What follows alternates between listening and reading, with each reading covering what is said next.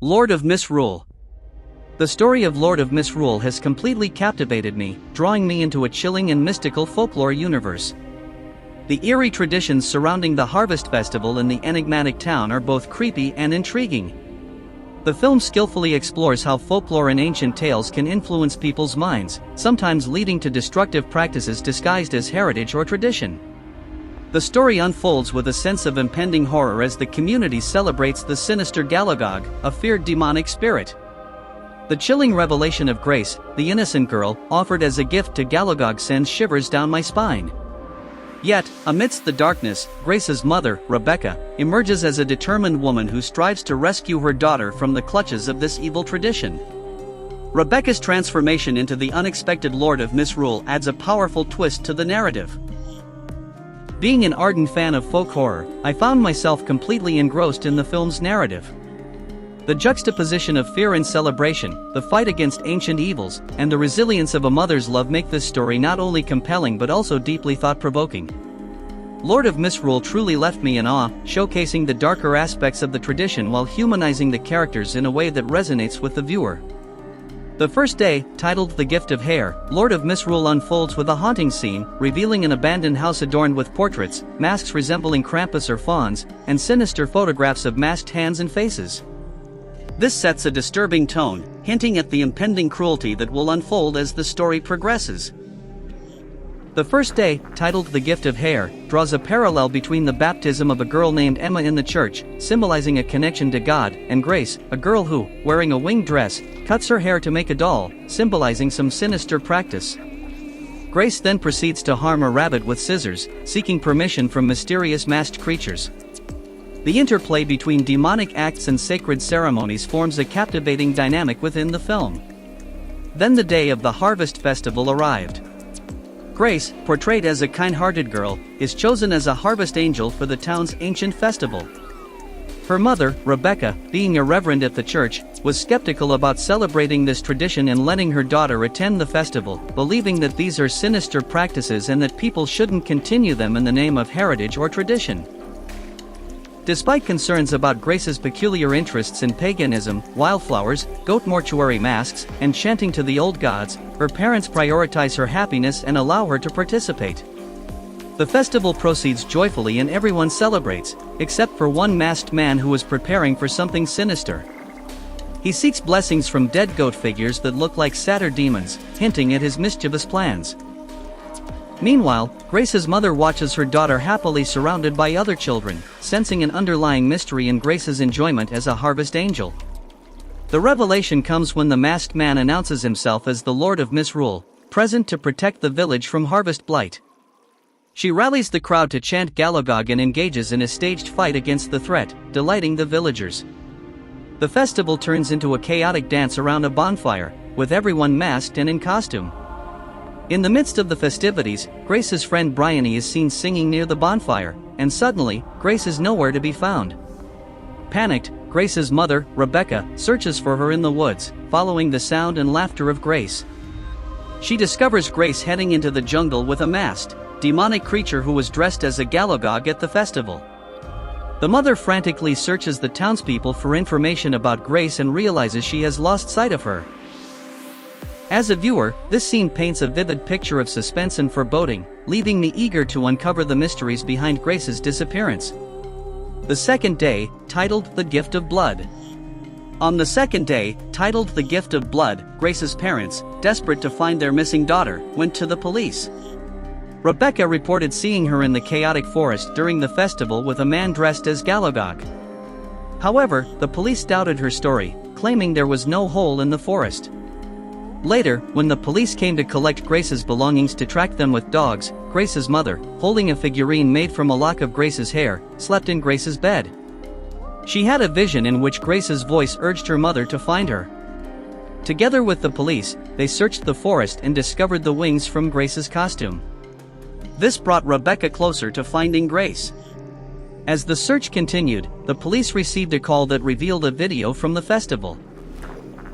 In the footage, Grace is seen with the man dressed as Galagog, his face unmasked.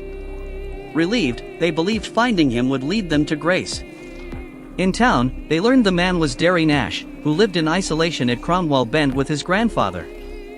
Upon arriving at the Nash farm, an eerie and abandoned place, Rebecca ventured toward a powder room at the back of the house to find Derry. Mr. Nash, Derry's grandfather, blocked her way and pushed her away, trying to hide something from her. But she went anyway, and inside the van saw a horrific scene, a mutilated animal hanging from the wall. Its body is stretched out, revealing a chilling display of ribs with torn, bloody skin.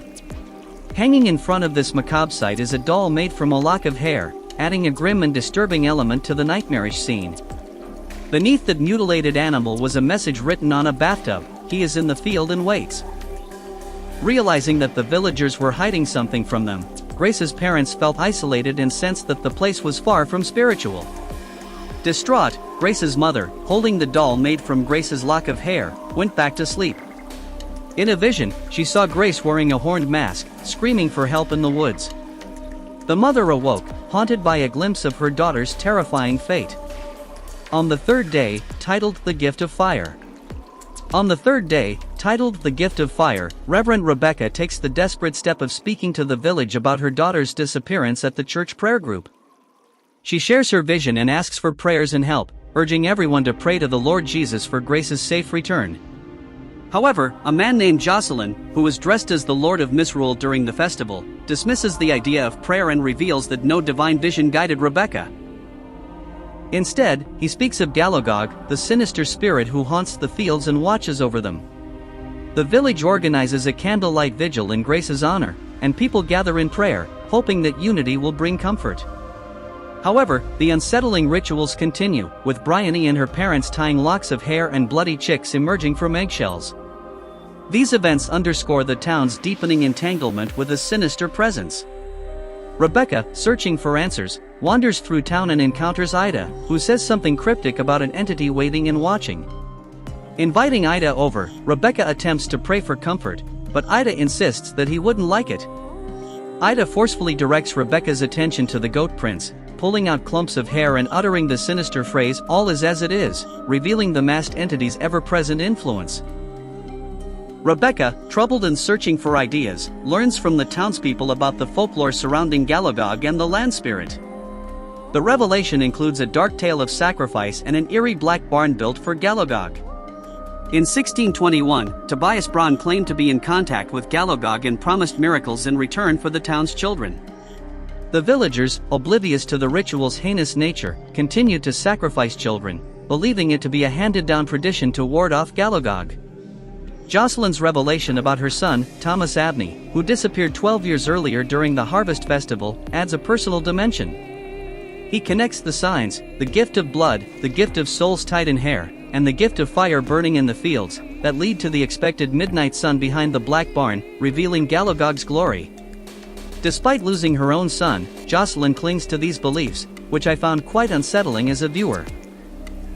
Rebecca confronts the police about withholding information about Thomas, but is dissuaded from investigating further.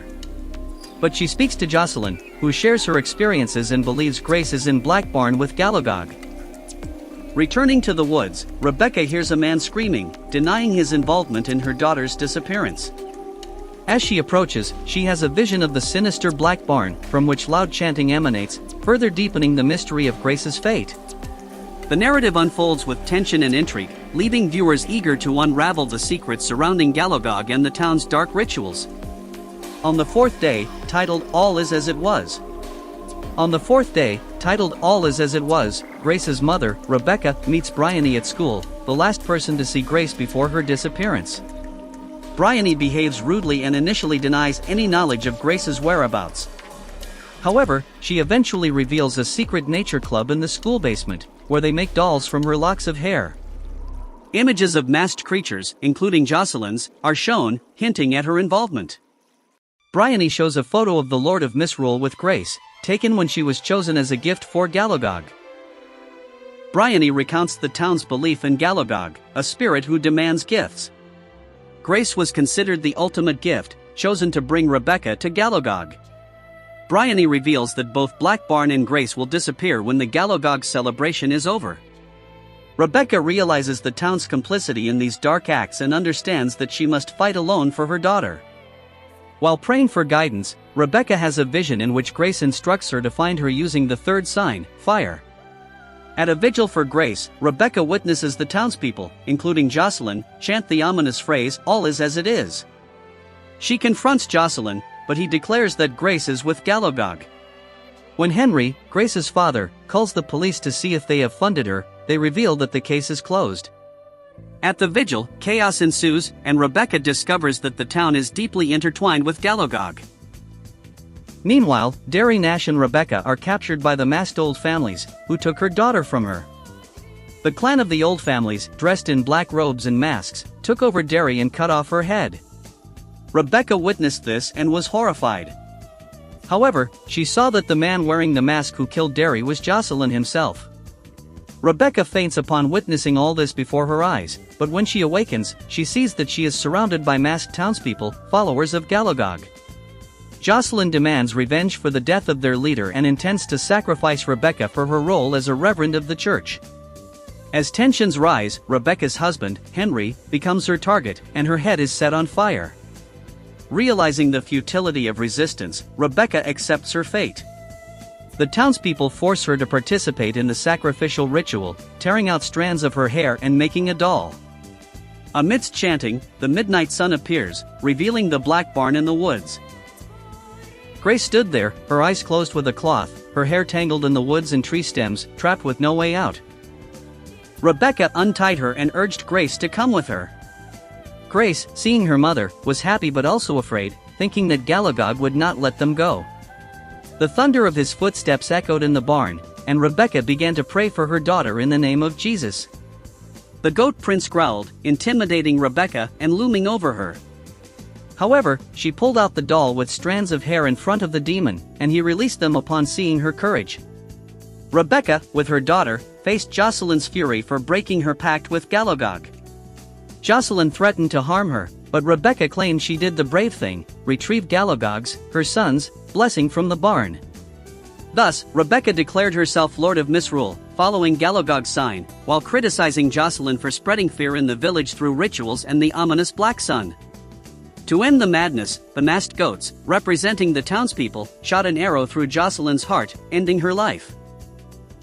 Ultimately, Grace and the townspeople were saved from the madness.